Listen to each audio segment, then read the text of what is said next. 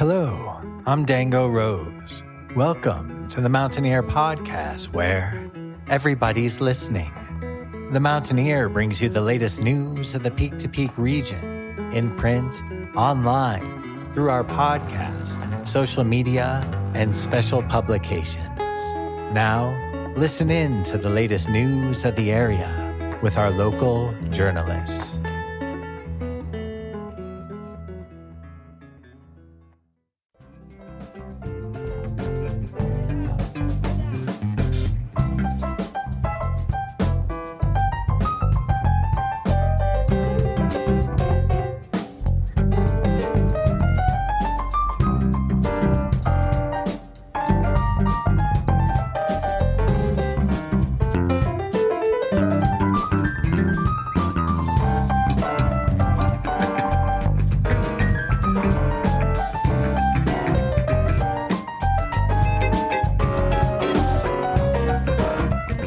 The song that you are currently listening to is called That's Some Good Love. It's a live performance from the band Canyon Collective that's featured on their debut album, Live from the Mines, which you can find wherever you get your music. They'll be performing at the Jamestown Mercantile very soon, so be sure to head over to 108 Main Street in Jamestown on Friday, July 25th, 2025, starting at 7 p.m. to see them performing live. To keep up with their musical endeavors, be sure to follow them on Instagram at Canyon Collective _.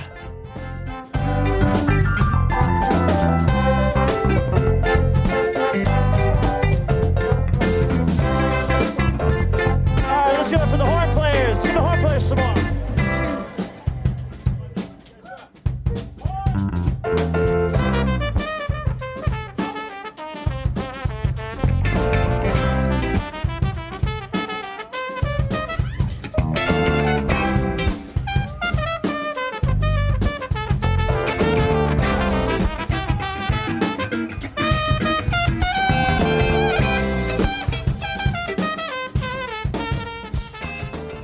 Hello there, everybody. My name is Jamie Lammers, and welcome to the Mountaineer Podcast. I am incredibly excited for today's segment. I've got a Mountain Folk Tales episode for you with a guest that I have been incredibly excited to talk to. Before we get into that interview, though, some preliminary announcements. If you haven't subscribed to the Mountaineer before, and you want to get news from peak to peak, then be sure to head to the mtnear.com and click on the subscribe button in the top right corner of our home page. From there, you'll get full access to our digital archives and scanned copies of our physical newspaper. You can even choose to send a physical subscription to your mailbox or to the mailbox of someone that you love. If you're interested in being involved in the paper and or this podcast in any way, shape, or form, then be sure to email our editor-in-chief, Barbara Hardt, at info@themountaineer.com and or myself at media@themountaineer.com, and we'll get something sorted for you. We're also happy to answer any questions, including about advertising. You can also go to the mtnear.com/advertise to learn what advertising packages are available. And finally, our top story today, brought to you by Brittany Wagner. Our top story today comes from Christopher Kelly. Body found, recovered from Barker Reservoir. Just after 12 p.m. on Sunday, July 6, 2025, a person fishing at Barker Reservoir, Nederland, reported what they believed to be a body in the reservoir, which Nederland Fire Protection District personnel later confirmed. The body of the deceased male was recovered by a cold water rescue team of the Boulder Emergency Squad, just over 10 feet offshore. On Tuesday morning, BCSO released that the coroner's office had identified the decedent as Chadwick Potter, who was 36 years old. Any information pertaining to the cause of death has yet to be released. You can read the full story in this week's Mountaineer or at themountaineer.com. Thank you, Brittany, for giving us our top story today. And now, let's get into the primary interview. Our guest this time around. Do you mind introducing yourself real quick? Okay. My name is George Blevins. I've lived in Front Range since about 1981 or 82, and worked for years for the Mountaineer as a cartoonist, which was my avocation, and a whole lot of other side jobs, which is my way of staying alive. And that briefly is my bio. I'm 85 now, so I've been in Colorado in the Front Range living for just a nudge over half of my life. And the time I spent before hardly seems to count, especially since I'm 85 and I don't remember all that stuff very well. It's a great honor to be able to interview you, George. I have been wanting to interview you for years, but you have been on the podcast twice already, as early on as episode 8 of our podcast. So I didn't know if there was any new angle that I could come at in order to talk to you. When I realized you hadn't gotten a Mountain Folk Tales segment yet, I found my angle. So do you mind giving us a general background of how you came to Colorado in the first place? My third wife, now my third ex-wife, brought me here. I had been living in Brooklyn, New York, and from there I moved to southern Illinois, actually just down at the bottom tip of it and the other side of the river from St. Louis, Missouri, where I worked. And my wife went out with a girlfriend to visit right around Netherlands. And she came back, and as nearly as I can remember what she said, it was, we have to move to Colorado. We wouldn't want to live in Netherlands, she said. It's a dump. But somewhere around in there in the mountains would be really nice. And so I said, okay, because I was not particularly wedded to Edwardsville, Illinois, which is where I was living. So we packed up and we moved. And that's how I got here. And a year or 2 or 3 after we moved here, my wife at the time, my third wife, met somebody else, and she decided she didn't like Colorado after all, and she didn't like me either. So off she went. And I managed to just keep myself single since I seemed not to be too adept at being married, and I stayed single until a few years ago. And I've stayed here since then because I loved it. I mean, I grew up in rural Louisiana, which is we didn't have snow. And in the winter, we had cold rain and freezing mud. And I just longed for mountains. I'd never seen a mountain hardly. So I was delighted with it. So I've never had any inclination to want to live anywhere else. You have been a cartoonist for decades. You worked at the Mountaineer for a long time on the comic strip Cabin Fever. Did Colorado inspire something in you about wanting to be a cartoonist? Did it motivate you differently in any way? It inspired something in the sense that it offered the Mountaineer, which was a wonderful newspaper. For a weekly rural newspaper, it was just, I thought, outstanding. It wasn't just like a lot of rural newspapers are, mostly ads with filler in between, it seems like, But the Mountaineer was owned by a gal named Kay Turnbaugh, and her mother had taught journalism, and she grew up with a strong journalistic ethic, and it certainly showed in the paper. So as for the cartooning part, that, as I say, was my avocation. Since I was a small child, all I really wanted to do in life was to do a comic strip. I just wanted to be a comic strip cartoonist. We would all, as a family, lie up in my parents' bed on Sunday mornings and read the Sunday Funnies, and we all loved it. And Pogo was a comic strip that ran at the time, and I just adored it. And actually, when I graduated from high school, I talked my father into sending me to art school in Los Angeles, and the school was Chouinard Art Institute, it was called, and I went there because Walt Disney was on the board of directors. So I figured, well, okay, I'll go out there and I'll get a job with Disney. And I never did, actually. I met Walt Disney once, sort of. I was walking back toward class, and he was walking toward me with a couple of other guys. And I didn't have any trouble knowing it was Walt Disney because, he was on TV every Sunday. And I was thinking, oh, my God, it's Walt Disney. What'll I say to him? And before I could think of anything, he looked at me and he said, your shoe's untied. And I looked down, and it was. And I looked down and tied it and looked up, and it was gone. So it was my Zen moment with Walt Disney. Man, that sounds like an incredibly surreal experience. It was. It was surreal. And anyway, my time there in California ended not too long after because I went to a meeting. They were the Freedom Rides. It just happened, And at the time, it was an integrated group went down on a bus, a couple of bus loads, actually. And they went down black and whites all mixed together, and they all sat wherever they chose to sit together. But in those days, the law was that coloreds, they didn't use the term black in those days. They used colored. So coloreds were in the back of the bus, and there was a particular line there beyond which colored sat, and in front of which white sat. And when it was white only. I haven't seen a white only sign in so many years. I'd forgotten about them almost. But anyway, we went down on the integrated group, and we went into Jackson, Mississippi, and police in Jackson, Mississippi arrested us and took us to court and convicted us for breach of the peace, which was refusing to obey the command of a police officer who told us to move on and out of the station. And it had all been prearranged beforehand. We knew what they were going to tell us to do. We knew we were going to refuse to do it. And the reason they'd made disobeying a police officer or breach of the peace, they had made it a felony instead of a misdemeanor, and it was punishable by 4 months in the state prison. So we were all sentenced to 4 months in the state prison. So I did actually just short of 90 days, which is what we all did, and then went back out again on appeal bond. And the case itself went up to the U.S. Supreme Court, and the U.S. Supreme Court ruled against them, and that was officially how public transportation was desegregated in the United States. So that was fun, and I was real proud of myself. But after that was many years of this and that and the other, and I finally wound up with third wife moving to Colorado. How's that sound? That's a pretty good summation, I think, of most of my life.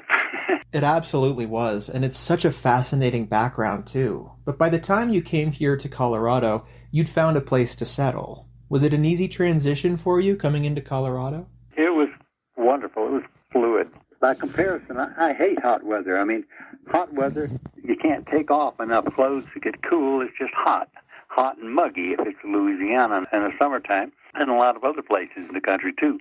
But in Colorado, it was pleasant in the summertime, at least at 9,000 feet, And then in the wintertime, if it got cold, you could put on more clothes. You can always put on enough clothes to get warm, but you can't take off enough clothes to get cool.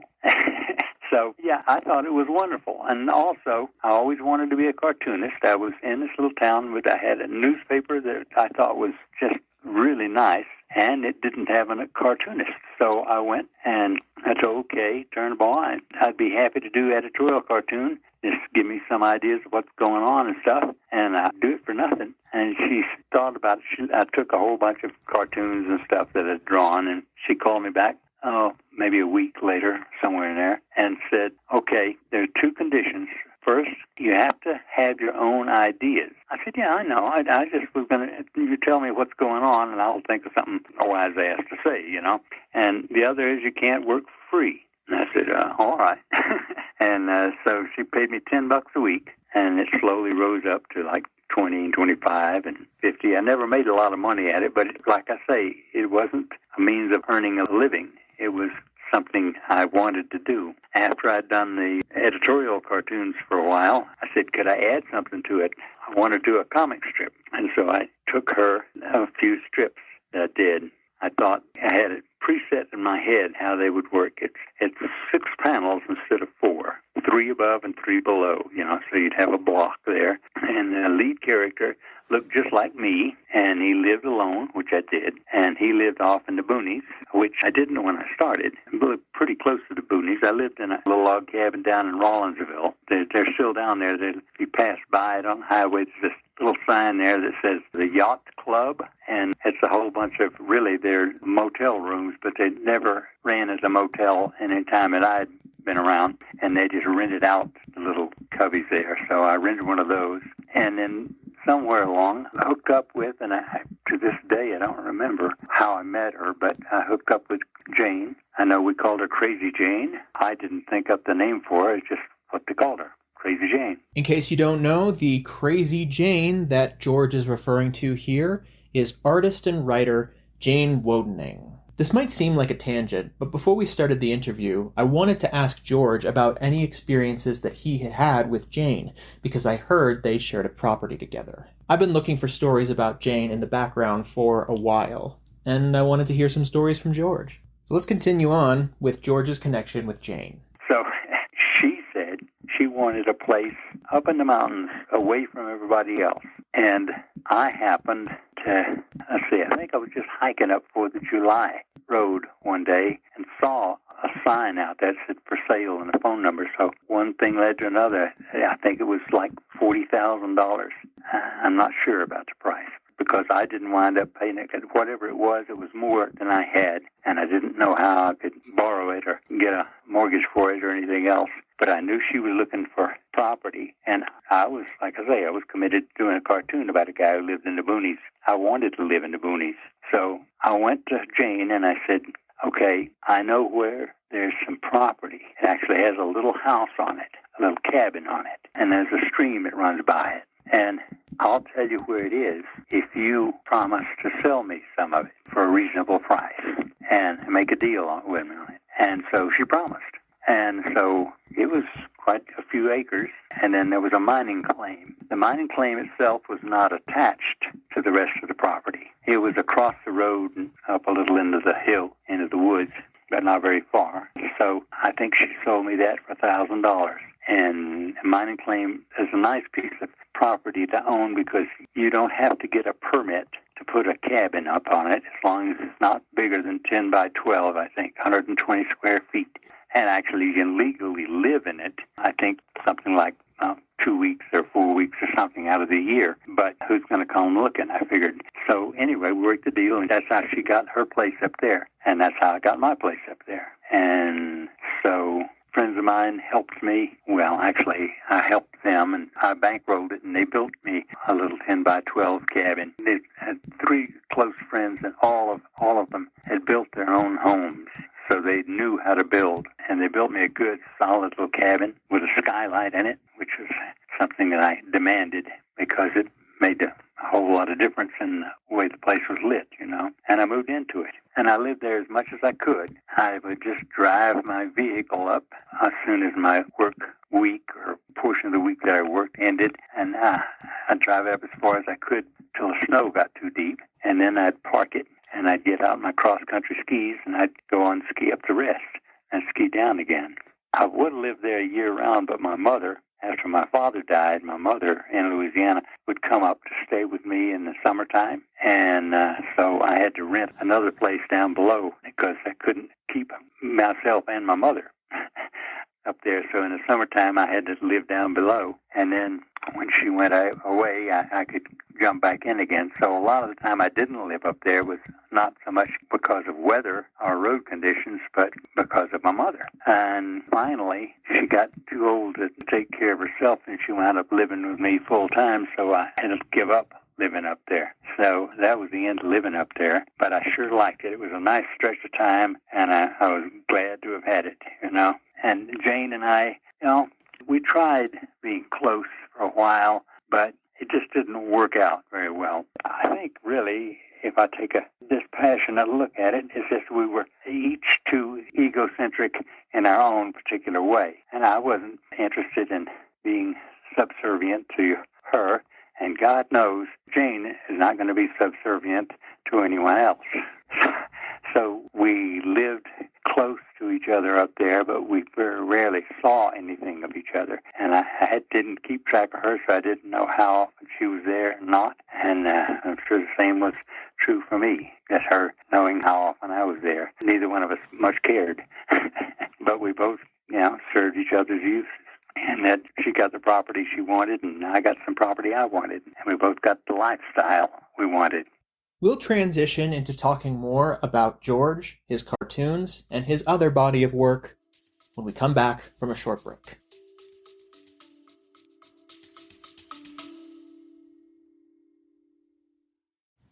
And now, some promotional announcements brought to you by the Mountaineer. Looking for a unique advertising opportunity? The Mountaineer podcast may be a perfect fit for you. Our podcast reaches local listeners at least 3 days each week. We can create your podcast commercial for you, or you can submit your own. Contact Amanda McDonald for additional information. Her email is adsales@themountaineer.com, and her cell is 720-960-2900. Have you checked out the Mountaineer YouTube lately? We are very excited to have a videographer intern this spring, as well as Clementine Miller, who's been working hard to record some of our local events and meetings to share with you. Go check it out on the Mountaineer YouTube. Have you seen our 2024 Peak to Peak Visitors Guide? We have just launched our 2025 Media Kit for the next guide. Go to our website and click on Advertise to see the full media kit there. Spring is springing, and we all know that means the flowers will be popping out all over the place, reminding us of beautiful art. That also means it's time to start thinking about the 2025 studio tour. Go to our website and click on special sections to view the 2024 guide and prepare yourself for this year's edition.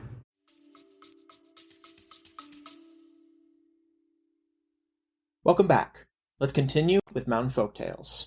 And throughout Cabin Fever's decades-long run, I assume this area influenced a lot of the experiences that went into the strip along the way. Sure. It was like I say, that the lead character was me, and I kind of looked like a cartoon character, so if you got it, flaunt it, So I just used myself, and living up there, I had my money-earning job was, for instance, working for the Gilpin County Public Library driving the bookmobile, which I did for some years, and I would do that 3 days a week, and that would give me the other 4 days to spend up for the July. And then my main duty there was to crank out a cartoon and have it ready to deliver by, I think it was Wednesday morning was our deadline then. So I would come down the mountain on Wednesday mornings, and I would turn in my comic strip, and I would, if I hadn't done one already, I would say, well, okay, what's going on, what's new, and crank out an editorial cartoon. And then I had a sleeping bag that I kept at the office, at the Mountaineer office, and I would sleep in the office that night and for the next few nights, and I'd drive the bookmobile for Friday, Saturday, and Sunday. And then Sunday evening, I'd go back up to the mountain. And to me, it was a great lifestyle. Worked out fine. Had its drawbacks. Couldn't attract a whole lot of women to want to come chase after you when you lived a lifestyle like that. But, hey, you settle for what you can get, and it worked out pretty well. So this is the point in the interview where I usually ask, what do you hope people will take away from whatever you create or whatever you have to offer? But I'm going to flip the table on that question a little bit. What have you taken away from the community as a whole, George, during your time living here? It was the most wonderful community of people I'd ever been around. They were all wonderful material for a comic strip, They were, I think the small mountain community attracts oddballs. It attracts people who want to live differently. So the base of Netherland was the people who were there already, which is basically a mining community, who were oddballs themselves in their own ways, and all the others.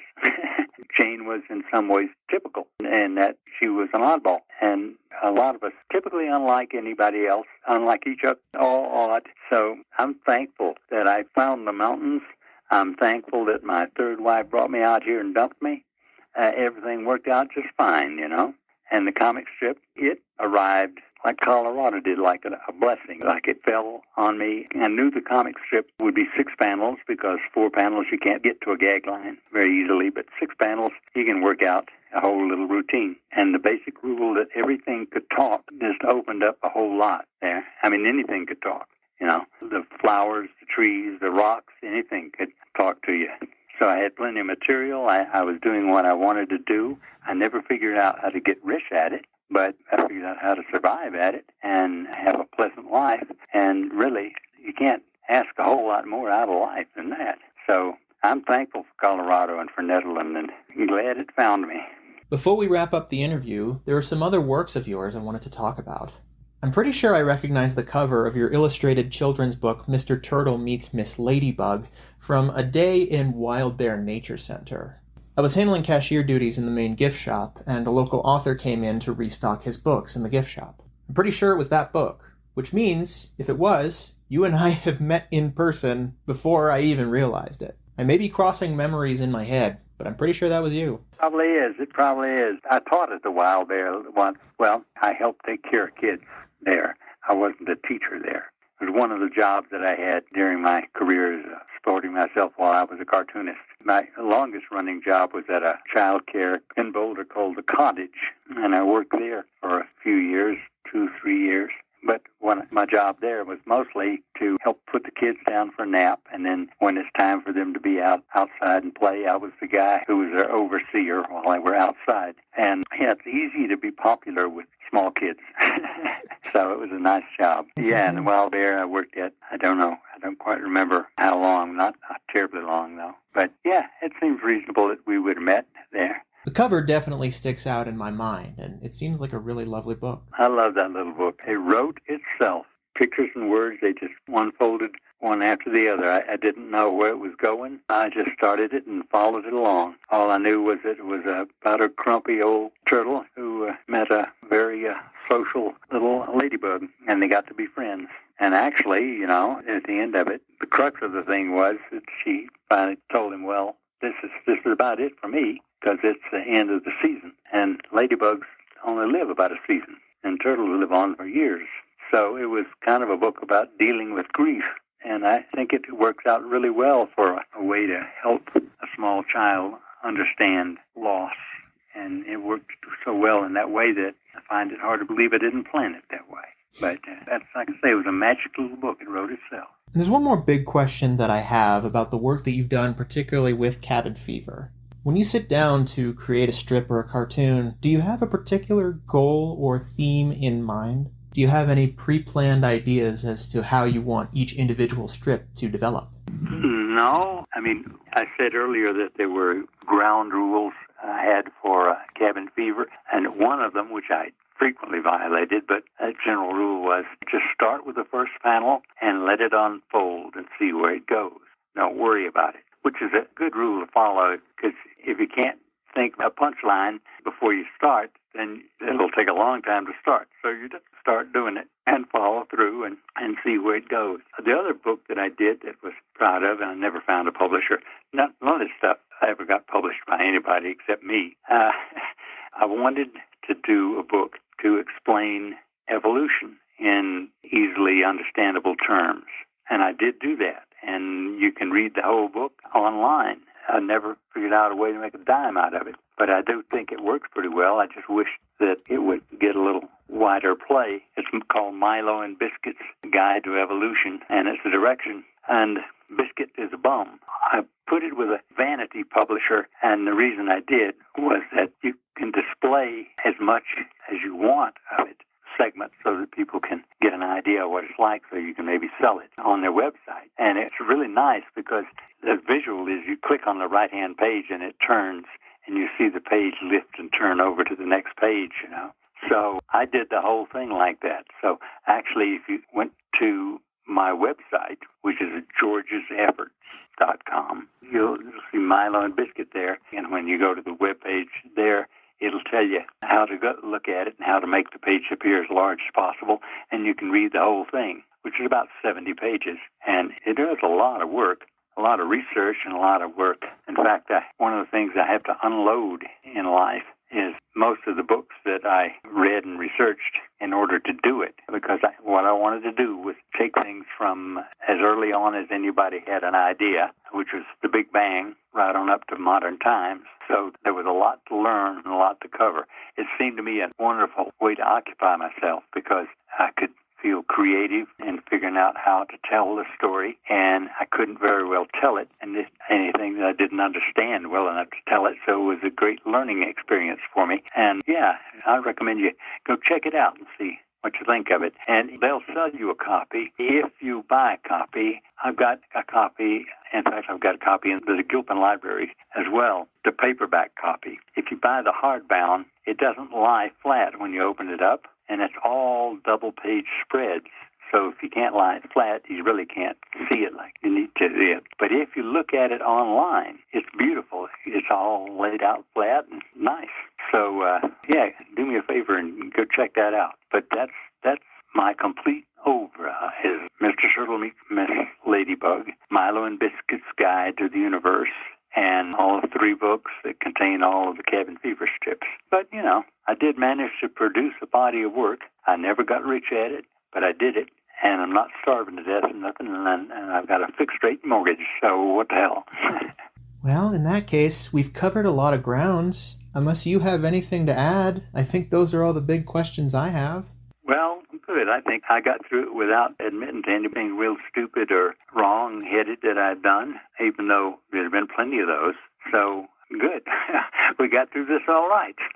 Thank you so much, George, for coming on board for the third time onto the Mountaineer podcast. I really appreciate you taking the time to let me interview you. Like I said, I've been wanting to talk to you about your work for years and haven't been able to find the excuse.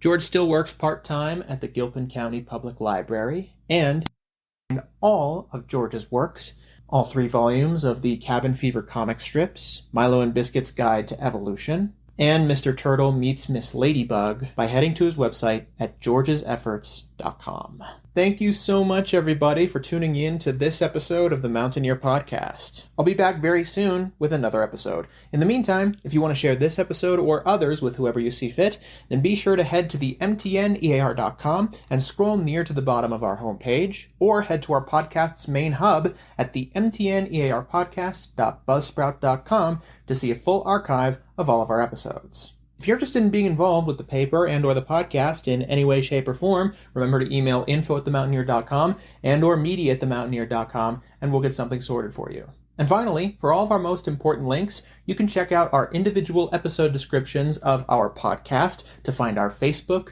YouTube, Instagram, and events calendar where you can submit events at your venue. You can also find more important links on the top right side of our homepage. Thank you so much, everybody. I will see you next time. Have a great rest of your day.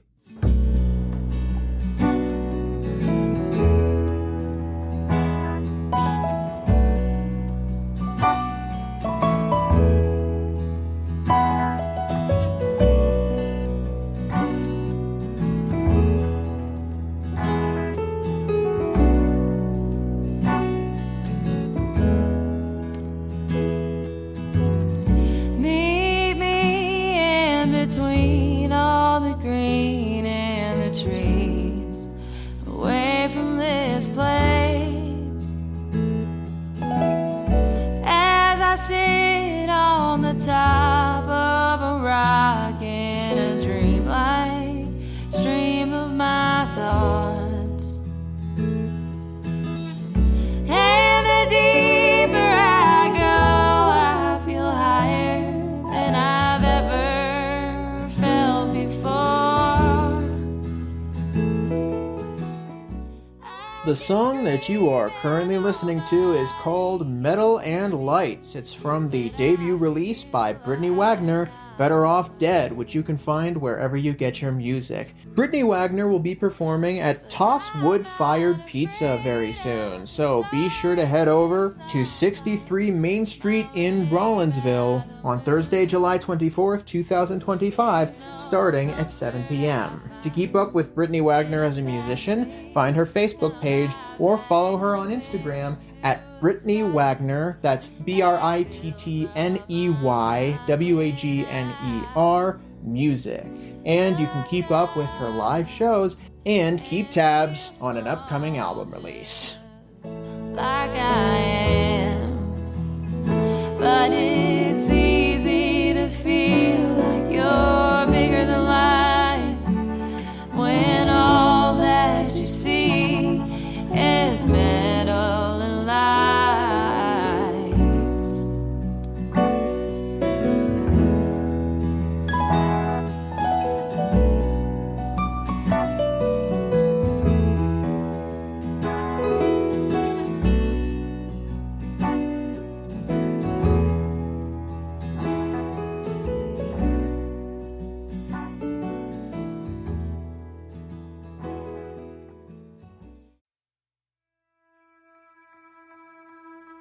And that's it for our show. Subscribe online to get more access to more news, weekly updates to our community calendar, and a link to our YouTube channel by visiting themountaineer.com. Be sure to use the coupon code PODCAST when subscribing for a 10% discount, only available to our listeners. If you are in the local Peak to Peak area, be sure to pick up a print edition of The Mountaineer at a local business. I'm Dango Rose. Thank you for listening.